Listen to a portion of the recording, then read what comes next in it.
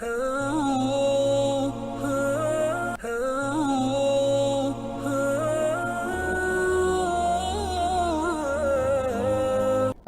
அலைக்கும் வரஹ்மத்துல்லாஹி வபரகாத்துஹு. அன்பார்ந்த பிரேட்டிவினர்களே, வாராந்த மனாபில் இஸ்லாம் நிகழ்ச்சியுடன் உங்களை சந்திக்கிறேன். முதலாவதாக 203வது வாரத்தில் உங்களை சந்திக்கிறேன். முதலாவதாக மக்கா முக்கர்ரமா அல் மஸ்ஜித் ஹராமுடைய ஹுத்பா. அதை ஷேக் உசாமா ஹையாத் ஹஃபிதுல்லாஹ் இருந்தார்கள். புத்திசாலிகளுடைய உலல் அல்பா, புத்திசாலிகள் என்று அடையாளப்படுத்தப்பட்டவருடைய தன்மைகள், இப்படிப்பட்ட தன்மை உள்ளவர்கள் தான் புத்திசாலிகள், புத்திஜீவிகள். ஹம்து ஸலவாத் தக்வாவுடைய வசியத்துக்கு பின்னால் அல்லாஹ்வை பயந்து கொள்ளுங்கள், அல்லாஹ்வுடைய அடியார்களே, நீங்கள் அல்லாஹ்வுக்கு முன்னால் நிறுத்தப்படுவீர்கள், கேள்விகளை கேட்கப்படுவீர்கள், அது பார்வைகள் எல்லாம் தடுமாறக்கூடிய நாள். எனவே அந்த நாளுக்காக வேண்டி நீங்கள் ஏற்பாடுகளை செய்து கொள்ளுங்கள், முன் தயாரிப்புகளை செய்து கொள்ளுங்கள். துனியாவுடைய வாழ்க்கை உங்களை ஏமாற்றிவிடக்கூடாது, ஷைத்தானும் உங்களை ஏமாற்றிவிடக்கூடாது என்ற புத்திமதியுடன் முஸ்லிம்களே பொதுவாக அல்லாஹ்வுடைய அடியார்களிலே மிக தூய்மைப்படுத்தப்பட்ட இஹ்லாஸ் என்ற பாக்கியம் வழங்கப்பட்ட அடியார்களுடைய தன்மைகள், தூர நோக்குள்ள ஒளிமயமான புத்திசாலிகளுடைய தன்மைகள், அதாவது புத்தி நிறைவான பழுத்த புத்திசாலித்தனமுள்ள அப்படி அவர்களுடைய அந்த மக்களுடைய ஒரு வளமையான பண்பாடு தான் மகிழ்ச்சி, சந்தோஷம், பாக்கியத்தை பெற்றுத்தரக்கூடிய காரணிகளிலே கவனம் செலுத்துவது, எப்பொழுதுமே அதில் நிலையாக இருப்பது, அதே நேரம் வெற்றிகரமான ஈடேற்றமான வழிகளை தன்னுடைய வாழ்க்கையிலே கையாளுவது, வெற்றிக்கு வழிவகுக்கக்கூடிய விடயங்களை கையாள்வது. பொதுவாக அது அவர்களுடைய நோக்கம் அழகான இறுதி முடிவு கிடைக்க வேண்டும் என்பதும், மறுமையிலே சங்கையான பாக்கியங்களை பெற வேண்டும் என்பதும், அதே போன்று இப்படியான நோக்கத்தில் அவர்கள் எப்பொழுதுமே மகிழ்ச்சியை, சந்தோஷத்தை, பாக்கியத்தை பெற்றுத்தரக்கூடிய அமல்களுக்கு முக்கியத்துவம் கொடுப்பார்கள்.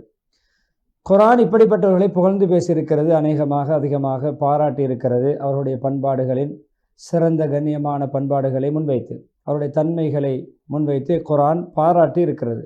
அல்லாஹ் சுப்ஹானஹு வ தஆலா சூரா ரஅத் 19 தொடக்கம் 22வது வசனம் வரைக்கும் பொதுவாக உலுல் அல்பாப்னு சொல்லக்கூடிய புத்திசாலிகள் தான் புத்துணர்ச்சி பெறுவார்கள், படிப்பினை பெறுவார்கள். அவர்கள் எப்படிப்பட்டவர்கள்? அல்லாஹ்வுக்கு கொடுத்த வாக்குறுதிகளை நிறைவேற்றுவார்கள். அல்லாஹ்விடம் கொடுத்த வாக்குறுதி, அதாவது அல்லாஹ்வுக்கு அடிபணிந்து நடப்பேன், அல்லாஹ்வுக்கு அடிமையாக இருப்பேன், அல்லாஹ்வை வணங்குவேன் என்ற வாக்குறுதியை நிறைவேற்றுவார்கள். அவர்கள் வாக்குறுதியை முறிக்க மாட்டார்கள். மேலும் அவர்கள் எப்படிப்பட்ட தன்மை உள்ளவர்கள் என்றால், அல்லாஹ் எதை சேர்ந்து நடக்குமாறு ஏவிருக்கிறேன் அப்படிப்பட்டவர்களை சேர்ந்து நடப்பார்கள். அதே போன்று தன்னுடைய இறைச்சகனை அஞ்சு நடப்பார்கள். கேள்வி கணக்கு கேட்கப்படக்கூடிய தீய கேள்வி கணக்கு நமக்கு பாதகமாக அமைந்து விடுமோ என்ற அந்த நிலைமையை அஞ்சி வாழ்வார்கள். மேலும் அவர்கள் எப்படிப்பட்டவர்கள்? இறைவனுடைய திருப்திக்காக பொறுமை காப்பார்கள். சோதனைகளிலே தொழுகையை நிலைநாட்டுவார்கள். அவர்களுக்கு நாம் வழங்கிய வளங்கள், பொருளாதாரங்களிலிருந்து இரகசியமாகவும் பரகசியமாகவும் செலவழிப்பார்கள். அதே போன்று தீயவற்றை நல்ல அழகான முறைகளை பேணி நல்ல விடயங்களின் மூலம் தடுப்பார்கள். அதாவது பாவத்தை, தீய விடயங்களை, பாதகமான விடயங்களை நன்மையான காரியங்களை கொண்டு, நல்ல பேச்சை கொண்டு, நல்ல நடவடிக்கைகளை கொண்டு தடுத்து நிறுத்துவார்கள். இவர்களுக்கு தான் சிறந்த அழகான முடிவு இருக்கிறது, நல்ல முடிவு இருக்கிறது என்றெல்லாம் அந்த ஆயத்துகளிலே புத்திசாலிகளுடைய தன்மைகளை பாராட்டி புகழ்ந்திருக்கிறான். எனவே அல்லாஹ்வுடைய அடியார்களே, இது புத்திசாலியுடைய சில தன்மைகள், அடையாளங்கள், அவருடைய பண்பாடுகள். அதில் முதலாவது பாருங்கள், அல் வஃபா பில், வாக்குறுதியை நிறைவேற்றுதல். அதே போன்று ஒரு மனிதன் தன் மீது உறுதியாக்கி கொண்ட வாக்கு கொடுத்த விடயங்கள், தன் மீது அல்லாஹ்வுடைய கட்டளைகள் எடுத்து நடப்பேன், தடைகளை தவிர்த்து நடப்பேன் என்ற வாக்குறுதி அல்லாஹ்வுக்காக நிறைவேற்றுவார். அதே நேரம் இரண்டாவதாக மக்களுக்கு கொடுத்த வாக்குறுதி நிறைவேற்றுவார். மக்களோடு சம்பந்தப்பட்ட கொடுக்கல் வாங்கல்கள், அதே உடன்படிக்கைகள், அமானிதங்களை நிறைவேற்றுவது, இதிலே குறைபாடு செய்ய மாட்டார். அதிலே மாற்று வழியிலே நடக்க மாட்டார். மக்களுக்கு கொடுத்த வாக்குகளை மாற்றம் செய்யாமல் நிறைவேற்றுவார். அதே போன்று என்னென்ன விடயங்கள் அல்லாஹ் இவரிடத்திலே உறுதிமொழி வாங்கியிருக்கான், அது இவர் எந்த விடயத்தில் அல்லாஹ் நம்பிக்கைக்குரியவராக மக்கள் மத்தியில் காட்டியிருக்கிறானோ அப்படியான விடயங்களிலே, உடன்படிக்கைகளிலே அவர் குறைபாடு செய்ய மாட்டார். அதே நேரம் அவரை எந்தெந்த விடயங்கள் அல்லாஹ் சாட்சியாக்கியிருக்கான், இவருக்கு அல்லாஹ் கொடுத்த பொறுப்புகள், அதே போன்று இவரை அல்லாஹ் சாட்சியாக நியமித்த, அதாவது இவர் சாட்சியாக வரக்கூடிய நிலைமைகள், அதில் தொடராக தான் எந்த விடயத்துக்கு சாட்சி சொல்ல வேண்டுமோ அந்த விடயத்தை தொடராக சீராக அந்த சாட்சியை அமானிதமாக நிறைவேற்றுவார். எனவே அவரை எப்பொழுதுமே வாக்குறுதி பேணாமல் இருப்பதற்கும் வாக்குறுதிகளை முறிப்பதற்கும் எந்த விதமான உலகளாவிய பொருளாதார வளங்களோ லௌகீக விடயங்களோ அவருடைய கவர்ச்சிகளோ அவருடைய அழகு சௌந்தரியங்களோ இவரை தடுக்க உலகத்துடைய மோகம், உலகத்துடைய கவர்ச்சி, உலகத்துடைய பணம் செல்வத்துக்காக தன்னுடைய வாக்கு மீறி நடக்க மாட்டார். நேர்மைக்கு மாற்றமாக நடக்க மாட்டார். எப்பொழுதுமே அவர் நேர்மை நியாயமாக நடந்து கொள்வார். வாக்குறுதியை பேணி நடப்பார் எல்லா கட்டங்களிலும். அல்லது வெறும் காணல் நீர் போன்று ஏமாற்றக்கூடிய துனியாவுடைய விடயங்களுக்கு அவர் அது வாக்குறுதி பேணாமல் இருப்பதற்கு தடையாக அமையாது. எனவே அல்லாஹ்வுடைய வாக்குறுதி நிறைவேற்றது கட்டாயம் நிறைவேற்ற வேண்டும். உடன்படிக்கையை வாக்குறுதியை மீறுவது, முறிப்பது பெரும்பாவம். அது அழிவு நாசத்துக்குத்தான், தீய முடிவின் பக்கம் கொண்டு செல்லக்கூடிய ஒரு பயங்கர பாவம். அடுத்ததாக அல்லாஹ் புகழ்ந்திருக்கின்ற தன்மைகள் ஒன்றுதான் உறவினர்களை சேர்ந்தெடுப்பது. இனபந்துக்களை சேர்ந்தெடுப்பார்கள் புத்திசாலிகள். அதே போன்று உறவினர்களுக்கு உபகாரம் செய்வார்கள். உறவினர்கள் இருந்து வரக்கூடிய நோவினைகள், பாதகமான விடயங்களை பொறுமை காப்பார்கள். அதே போன்று அவரிடமிருந்து வருகின்ற கடினத்தன்மை, கல்லஞ்சமான குணங்கள், அதே போன்று உறவினர்கள் தன்னை பழித்து பேசுவது, இழுத்து பேசுவது, இப்படி விடயங்களை பொறுமை காப்பார்கள். ஹதீஸுல் குதுஸியிலே நபி ஸல்லல்லாஹு அலைஹி வஸல்லம் ஹதீஸுல் குதுஸியில் வந்திருக்கிறது. அல்லாஹ் சுப்ஹானஹு வ தஆலா சொல்கிறார், நான் ரஹ்மான், அளவற்ற அருளாளன், நான் ரஹீம். அந்த பந்தத்துவத்தை நான் தான் படைத்திருக்கிறேன். அதற்கு என்னுடைய பெயரிலிருந்து, அந்த ரஹீம என்ற சொல்லிலிருந்து, ரஹ்மான் ரஹீம் அல்ல இந்த சொல்ல அர் ரஹீம் இனபந்து, அர் ரஹீம் நிகரட்ட அன்புடையோன், அர் ரஹ்மான் அளவற்ற அருளாளன். எனவே அந்த மூலப்பொருள், அந்த மூலச்சொல், அது அடிப்படை சொல் என்னுடைய பெயரிலிருந்து நான் அதுக்கு பெயர் வைத்திருக்கிறேன். எனவே யார் அதை சேர்ந்து நடப்பாரோ அவனை நான் சேர்த்துக்கொள்வேன் என்னுடைய அருள் ரஹ்மத்தோடு. யார் அதை துண்டிப்பாரோ நானும் அவரை முழுமையாக துண்டித்து ஒதுக்கி விடுவேன் என்று அல்லாஹ் சொல்கின்ற விடயங்கள் ஹதீஸுல் குதுஸியிலே நபி ஸல்லல்லாஹு அலைஹி வஸல்லம் சொல்லி காட்டினார்கள். இமாம் அஹ்மத், அபூ தாவூத், திர்மிதி ரஹிமஹுல்லாஹ் அவர்கள் பதிவு செய்திருக்கிறார்கள் தன்னுடைய கிரந்தங்களிலே. அதேபோல் புத்திசாலிகளுடைய கண்ணியமான உயர்ந்த உன்னதமான பண்புகளில் அடுத்தது அல் ஹஷ்யத்து மினல்லாஹ், அல்லாஹ்வை அஞ்சி நடப்பது. முதலாவது வாக்குறுதி பேணுவது, இரண்டாவது இனபந்துக்களை செய்து நடப்பது, மூன்றாவது அல்லாஹ்வை அஞ்சி நடப்பது. அல்லாஹ்வுக்கு நான் நிற்க வேண்டும், கேள்வி கணக்கு கேட்கப்படுவேன், பாவம் கூடி நான் தண்டிக்கப்படுவேன் என்றெல்லாம், கேள்வி கணக்குக்கு ஆளாக்கப்படுவேன் என்ற பயம். யார் கேள்வி கணக்குக்கு அகப்படுவாரோ அவர் வேதனை செய்யப்பட்டு விடுவார். அதுவே ஒரு வேதனை தான் என்ற ஹதீஸ் இருக்கிறது. புகாரி முஸ்லிம் ரஹிமஹுல்லா ஆயிஷா ரலியல்லாஹு மூலம் அந்த ஹதீஸை பரிசுகிறார்கள். எனவே இந்த நிலைமையில் இருப்பவர் எப்பொழுதுமே நேர்வழியை, சத்திய வழியை பின்பற்றுவார். கேள்வி கணக்கை அஞ்சக்கூடியவர், அதை விட்டும் சருக மாட்டார், திசை திரும்ப மாட்டார், மனோ இச்சைக்கு கட்டுப்பட்டு நடக்க மாட்டார். கேள்வி கணக்கை எப்பொழுதும் அந்த சிந்தனையோடு வாழ்வார். எனவே அல்லாஹ் பாராட்டிய மக்களிலே அவர் ஆகிவிடுவார். அதாவது யார் பரிசுத்தமாக தன்னை பரிசுத்தப்படுத்தி தூய்மையாக வாழ எத்தனிக்கிறாரோ, முயற்சிக்கிறாரோ, அந்த பரிசுத்தவான் ஜெயசீலர், ஜெயம் பெற்று விட்டார். அதை பரிசுத்தம் அடைந்தது மாத்திரமல்ல, அவர் தன்னுடைய இரட்சகனின் பெயரை தொதித்து ஞாபகம் செய்து அவர் தொழுகையிலே பேணுதலாக இருப்பார். தன்னை தூய்மைப்படுத்திக் கொள்வார். அவர் திக்கிரலை பேணுதலாக இருப்பார், தொழுகையிலே பேணுதலாக இருப்பார். யார் கியாமத்து நாளிலே கேள்வி கணக்கை அஞ்சு வாழக்கூடியவர். சூரத்துல் ஆலா 14 நான்காவது தன்மை தான் ஒரு முஸ்லிமான தன்மை. ஒரு முஸ்லிமிடத்திலே புத்திசாலித்தனம் இருக்கிறது என்பதற்கான அடையாளம் பொறுமை. அவருடைய எல்லா கட்டங்களிலும் பொறுமை காப்பது, அல்லாஹ்வுக்கு வழிபடும் விடயத்திலே பொறுமை காப்பது. அதே போன்று அங்கே அல்லாஹ்வுக்கு முன்னால் செலுத்தப்பட வேண்டிய மன தூய்மையான எண்ணம், அதே போன்று சிரமப்பட்டு முயற்சித்து அமல் செய்வது போன்ற விடயங்களில் வருகின்ற அசௌகரியங்களை பொறுத்து கொள்வார். அல்லாஹ்வுக்கு பாவம் செய்வதை விட்டு மனசை கட்டுப்படுத்துவதிலே பொறுமை காப்பார். பாவம் செய்ய மனசு தூண்டுகிறது, அதை கட்டுப்படுத்துகின்ற பொழுது, அந்த இச்சை அடக்குகின்ற பொழுது வருகின்ற பொறுமை, அப்படியான பொறுமையை காப்பார். அதே போன்று எப்பொழுதுமே உள்ளத்தை கட்டுப்படுத்துகின்ற, மனசை கட்டுப்படுத்துகின்ற கட்டாய தேவை ஏற்படுத்தக்கூடிய விடயங்களை கையாளும் பொழுது வருகின்ற பொறுமை. அதே போன்று அதனால் ஏற்படுகின்ற அந்த அந்த மனசு அடர்ந்தேறும் பொழுது, பாவங்களை எந்த பாவமாக இருந்தாலும் மனசு கட்டுக்கடங்காமல் செயல்பட எத்தனிக்கின்ற பொழுது அதை கட்டுப்படுகின்ற, ஒரு முரண்டு பிடித்த மிருகத்தை அடக்குவது எப்படி கஷ்டமோ அதுபோன்று மனசு பாவம் செய்ய துடித்து கொண்டு கிளர்ந்தெழும் பொழுது அதை அடக்குகின்ற பொழுது வருகின்ற பொறுமை. அதே போன்று ஷைத்தானுடைய உசாட்டங்கள், சருகுதல்கள், இப்படியான விடயங்களிலிருந்து பொறுமை காப்பது. அதே நேரம் அல்லாஹ் அவருக்கு சில வேளை கவலைப்படக்கூடிய, மனசில் வருத்தம் ஏற்படக்கூடிய, நோய் ஏற்படக்கூடிய அப்படியான இவருக்கு சோதனை என்ற அடிப்படையில் பாதகமான சில விதிகளை அல்லாஹ் முடிவு செய்து அதை கதரை அவரின் மீது நிகழ்த்தும் பொழுது வருகின்ற பொறுமை. அதே போன்று அல்லாஹ்வை பொருந்திக் கொள்வது, ஒவ்வொரு அமலிலும் அல்லாஹ்விடத்திலே கூலியை எதிர்பார்ப்பது, ஒவ்வொரு பாவங்களில் இதுக்கு என்ன தண்டனை என்ற சிந்தனையோடு அதை தவிர்த்து கொள்வது, அல்லாஹ்வுக்கு முழுமையாக கட்டுப்படுவது போன்ற விடயங்களிலெல்லாம் பொறுமை காப்பது புத்திசாலிகளுடைய நான்காவது பண்பு. எனவே பொதுவாக அடியார்கள் இந்த விடயத்தில் வித்தியாசமானவர்கள், ஏற்றத்தாழ்வுள்ளவர்கள்.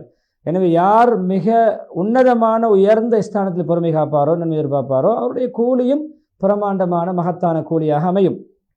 பொறுமையாளர்கள் அவர்களுடைய கூலி கொடுக்கப்படுவது, நிறைவாக வழங்கப்படுவதெல்லாம் கேள்வி கணக்கின்றி கொடுக்கப்படும் அவருடைய கூலி. என்ன அன்லிமிட்டெட், அது வரையறையற்ற கூலி. சூரா ஜுமர் 10வது வசனம். முதலாவது அல்லாஹ்வுடைய வாக்குறுதியை, மக்களுடைய வாக்குறுதி நிறைவேற்றுவது, அல்லாஹ்வுக்கு மக்களுக்கு வாக்களித்த விடயங்களை, அதே இனபந்துகள் சேர்ந்தது, 3 அல்லாஹ் 5 நடப்பது, 4வது பொறுமை, 5வது புத்திசாலிகளுடைய உன்னதமான பண்பு தொழுகையை உரிய நேரத்தில் நிலையாட்டுவது, தொழுகையில் பேணுதல். எனவே நாங்களும் புத்திஜீவிகள் புத்திசாலிகள் தன்னை அடையாளப்படுத்தக்கூடியவர்கள். இந்த தன்மை இருக்கிறதா என்று கொஞ்சம் உரசி பார்க்க வேண்டும், தன்னை அளந்து பார்க்க வேண்டும். இந்த தன்மைகள் இல்லாமல் தன்னை ஒரு புத்திசாலியாக நினைப்பது மடமைதான் என்பது தெளிவான விடயம். எனவே தொழுகையை நிலையாட்டுவார்கள், உரிய வரையறைகளை பேணி, கட்டுப்பாடுகளை பேணி, உரிய நேரங்களை பேணி, ருக்கு சுஜலை பேணுதல் உள்ளச்சத்தோடு தொழுவார்கள். ஷரீஅத்திலே அல்லாஹ் பொருந்தி கொள்ளக்கூடிய முறையிலே தொழுவார்கள். அல்லாஹ் ஏவியபடி, அல்லாஹ் ரசூல் தெளிவுபடுத்தியபடி தொழுவார்கள். எந்த விதமான குறைபாடுகளும் செய்ய மாட்டார்கள். அதை விட்டு பொடுபோக்காகவோ பராமுகமாகவோ இருக்க மாட்டார்கள். இது 5வது தன்மை. 6வது புத்திசாலிகளுடைய கண்ணியமான பண்பாடுகளில் உள்ளதுதான் அல்லாஹ் அவர்களுக்கு வழங்கிய வளங்களிலிருந்து செலவழிப்பார்கள். யாருக்கு கட்டாயம் செலவழிக்க வேண்டுமான அப்படியான கட்டாய செலவுகள், உறவினர்கள், குடும்பங்கள், பெற்றோர்கள், பிள்ளைகள், பெற்றோர், மனைவி மக்கள், உறவினர்கள், இவர்களுக்கு செலவழிக்க கட்டாய செலவிலே பயனதாக இருப்பார்கள். அதே மாதிரி யார் யாருக்கெல்லாம் செலவழிப்பது சுன்னத்தோ விரும்பத்தக்க அமல்களாக இருக்கிறதோ அப்படியான நல்ல வழிகளில் செலவழிப்பார்கள். கஷ்டமானவர்களுக்கு சதக்கா செய்வது, வறியவர்களுக்கு உதவுவது, அதே போன்று நல்ல நல்ல சமூக பணிகளிலே, சமூக மனிதநேய பணிகளிலே பங்கெடுப்பார்கள். அதே போன்று சமூகத்துக்கு பயனுள்ள எல்லா விடயங்களிலும் செலவழிப்பார்கள். மதரசாக்களை, பாடசாலைகளை, கலாபீடங்களை கட்டி எழுப்புவது, கல்வித்துறை சேவை, அதே போன்று வைத்தியசாலைகள் சம்பந்தப்பட்ட வைத்தியத்துறை சேவைகள், அதே போன்று அனாதை இல்லங்கள், அதே போன்று கிணறுகளை, இப்படியான தண்ணீருடைய ஏற்பாடு, நீர்ப்பாசன உதவிகளை செய்வதற்காக செலவழிப்பது, அதே போன்று பாதைகளை செப்பனிடுவதற்காக வேண்டி, புனர் நிர்மாணத்துக்காக வேண்டி செலவழிப்பது, ஏனைய நல்ல நல்ல மனிதநேய பண்புகள், சமூக பணிகளிலே செலவழிப்பார்கள். எனவே செலவழிப்பவர்கள் தான் புத்திசாலிகள், சேர்த்து வைப்பவர்கள் அல்ல, கட்டி வைப்பவர்கள் அல்ல என்பதை, தாராள தன்மை உள்ள கொடையாளிகள் தான் புத்திசாலிகள், புத்திஜீவிகள் என்பதை உணர வேண்டும். எனவே இப்படியான விடயங்கள் மூலம் என்னென்ன ஊருக்கு என்னென்ன செயல்கள் மூலம், என்னென்ன காரியங்கள் மூலம் அந்த ஊர் செழிக்குமோ, முன்னேற்றம் அடையுமோ, அந்த ஊர் புனர் நிர்மாணம் பெறுமோ, அப்படியான விடயங்களிலெல்லாம் செலவழிப்பார்கள். அடியார்களுக்கு எதெல்லாம் பயனாக அமையுமோ அவைகளை செலவழிப்பார்கள். ஆனால் பேருக்கும் புகழுக்கும் பாராட்டுக்கும் அல்ல, உண்மையான மன தூய்மையோடு அல்லாஹ்வுடைய கூலி எதிர்பார்த்து. எனவே நீங்கள் உங்களுக்காக என்னென்ன நல்ல காரியங்களை, நற்சேவைகளை செய்து முற்படுத்தி அனுப்புகிறீர்களோ அதை அல்லாஹ்விடம் நீங்கள் செய்ததை விட சிறந்ததாக பெற்றுக்கொள்வீர்கள். மகத்தான கூலி கிடைப்பதற்கு பொருத்தமாக பெற்றுக்கொள்வீர்கள். நீங்கள் செய்தது கொஞ்சம், அல்லாஹ் தருகின்ற கூலி அதிகம். முஸ்ஸம்மில் 20வது வசனம். எனவே அடுத்தது 7வது புத்திசாலிகளுடைய உன்னதமான தன்மைகளிலே, பண்புகளிலே ஒன்றுதான் தவறுகளை, குற்றங்களை, பாவங்களை நல்ல முறையிலே தடுப்பது. கெட்டதை கெட்ட வழியால் தடுக்காமல் நல்ல வழியால், பாவத்தை பாவத்தால் தடுக்காமல் நன்மையால், கெட்ட வார்த்தையை நல்ல வார்த்தையால் தடுப்பார்கள். எனவே தீயதை நல்லதை கொண்டு தடுப்பார்கள். தீயதுக்கு நல்லதை, ஒருவர் தீமை செய்கிறார், இவர் நலவு செய்வார். அவர் தீய முறையில் பேசுகிறார், இவர் நல்ல முறையில் பேசுவார். அவர் தனக்கு எதிராக செயல்படுகிறார், இவர் அவரிடம் சாதகமாக சாதுவாக செயல்படுவார்.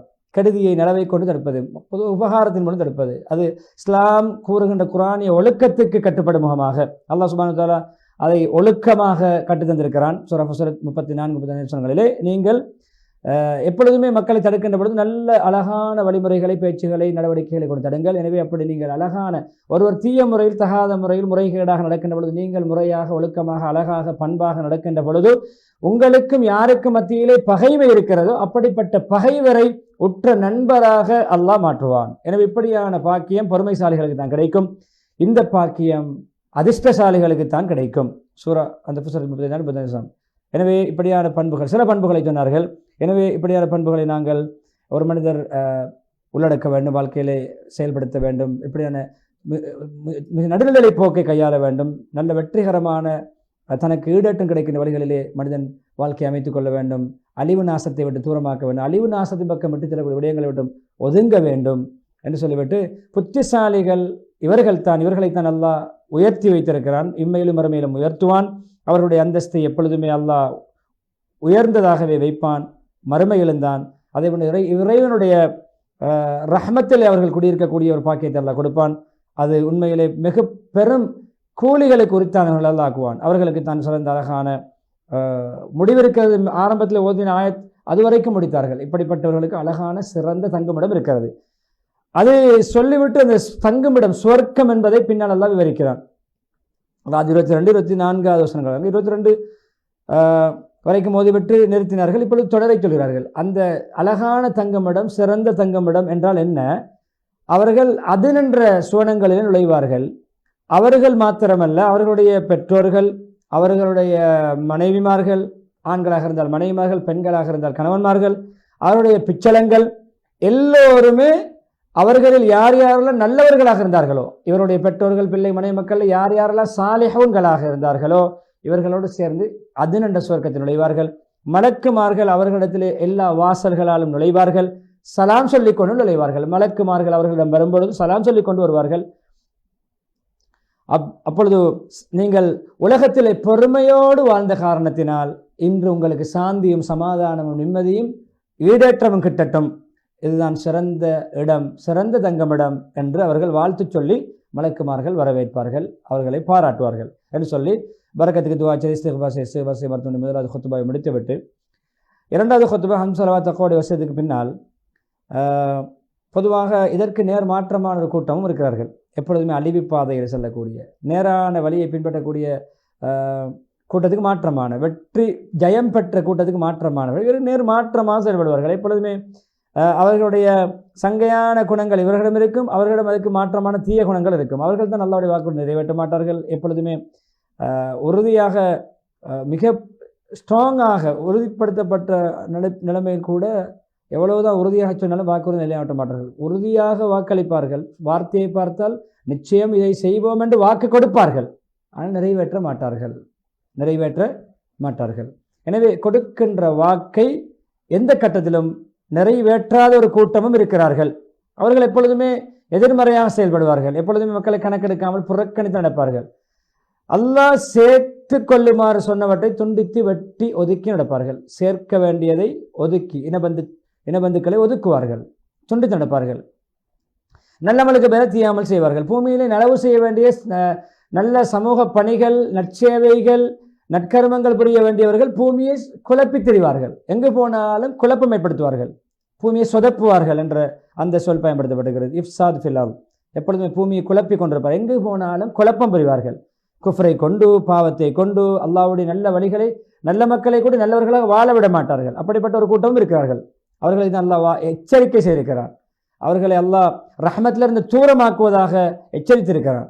அவர்கள் தங்களுடைய எதிரிகளோடு இஸ்லாத்துடைய அவர்களுக்காக அதாவது அவர்களுக்கு ஏற்பாடு செய்யப்பட்ட நரகத்திலே இருப்பார்கள். அது கெட்ட தங்கமிடம் என்றெல்லாம் பின்வரும் சூரா ராத் 25வது சொல்கிறான். அது தொடர்ந்து வரக்கூடிய ஆயத்துகள் தான். அவர் இப்படிப்பட்ட தன்மையவர்கள், அல்லாஹ்வுடைய வாக்குறுதியை நிறைவேற்றாதவர்கள், மக்களுக்கு கொடுத்த வாக்குறுதி நிறைவேற்றாதவர்கள், அல்லாஹ் சேர்த்து கொள்ளுமாறு சேர்ந்து நடக்குமாறு சொன்ன ஏவிய விடயங்களை தொண்டிப்பார்கள், பூமியில குழப்பம் செய்வார்கள். இப்படிப்பட்ட 3 கேவலமான தன்மை உள்ளவர்கள். அவர்களுக்கு சாபம் உண்டாகட்டும். அல்லாஹ்வை பத்வா செய்கிறான், சாபம் உண்டாகட்டும். அங்கு ஒக்குபத்தார் சிறந்த அழகான தங்கமிடம் சுவர்க்கம், இங்கு சூத்தார் அவர்களுக்கு தீய தங்கமிடம் நரகம் இருக்கிறது என்று அதே சூறாவிலே தொடரான ஆயத்திலே அல்லாஹ் சொல்கிறான் என்று எச்சரிக்கையும் சொல்லிவிட்டு சலவாத்தோடு நீண்ட துஆ பிரார்த்தனையோடு ஹத்தீப் உசாமா ஹையத் ஹபிதுல்லா அவர்கள் புத்திஜீவிகள், புத்திசாலிகள் என்றால் யார் என்று குர்ஆன் வரைவிலக்கணம் சொல்கின்ற அப்படிப்பட்ட புத்திசாலிகளுடைய தன்மை சிலவற்றை முன்வைத்து தன்னுடைய அழகான காலத்துக்கு மிக பொருத்தமான ஹுத்பாவிலிருந்து விடைபெறுகிறார்கள். விளம்பர இடைவெளியை தொடர்ந்து மதீனா முனவராவுடைய ஹுத்பாவை இன்ஷா அல்லாஹ் நாம் பார்க்கலாம்.